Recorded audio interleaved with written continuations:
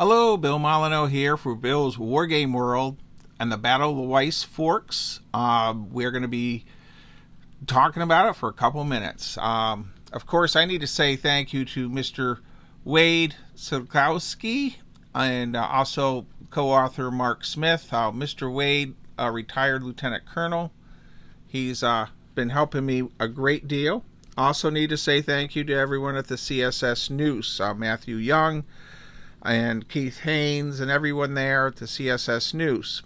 We have taken a break from Battle of the Bulge, and we need to get this Weiss Forks game made for the gift shop at the CSS News. Alright, this is my playtest map, and I've had several delays due to home life issues, so we are back to playtesting. And if you don't know anything about the Weiss Forks battle, it's in March of '65. I gotta say, the Confederates, even this late in the war, were still putting up a tremendous fight, and the Union soldiers just kept coming. And a few things on this map I'd like to mention. We have the CSS News, the only ironclad that's above water. And there it is at full strength. Kim Metis has been helping me a great deal with this game, by the way. This will be printed by Blue Panther. At some point we will get the artist to make a new map. So right now we're doing the playtest stuff. Alright, and so I'm going to point out some fun things. This Union cavalry counter, there are rumors that they got up here to this mill area and may or may not have found some alcohol. Most of them were captured. They were pretty much ineffective the rest of this battle. March 7th through the 10th, roughly. General Hoke, who I'm starting to learn a great deal about since I read Mr. Wade's book, which is fantastic, and I did do a book review. He does an incredible Jackson flank march this way to try to knock out the Union troops. The Union were not really trying to get through these defenses. They're heading to Kinston, North Carolina, the city, which is up here. Their objective was to get this railroad for supplies. So right now, we're looking at doing a random arrival of the Union troops on a chart, and that will give gameplay. Every time you play it, it'll be different. It'll be very good for solo play because of the Confederates are hunkered down, and these little black dots, they're a Kim Metis thing. They are entrenchments.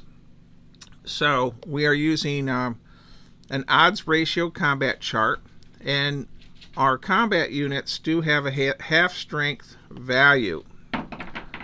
So if you can see that, and of course all these counters, we're going to go with people icons, little soldiers, rather than flags, I think is what I decided with Kim.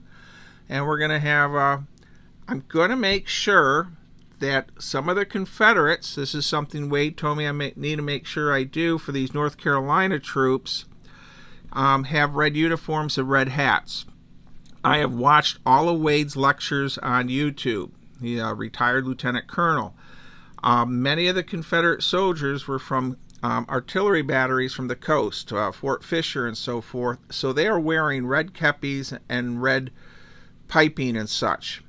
So I'm going to try to have some of my counters for the Confederacy in that mode. This game has a bit more complexity than many of my other games, other than Horns of the Buffalo, but this actually is more of a SPI Avalon Hill with just a little bit more bite to it. Well, I need to point this counter out. This is African American spies. The African American enslaved and free blacks would come back and tell the Union troops what the Confederates are doing during this campaign. And on several occasions, the Union knew when the Confederates were going to attack. There was heavy fighting up here at the church. And this crossroads area here, and if you're wondering where Weiss Forks is, it's down here. So Weiss Forks is here.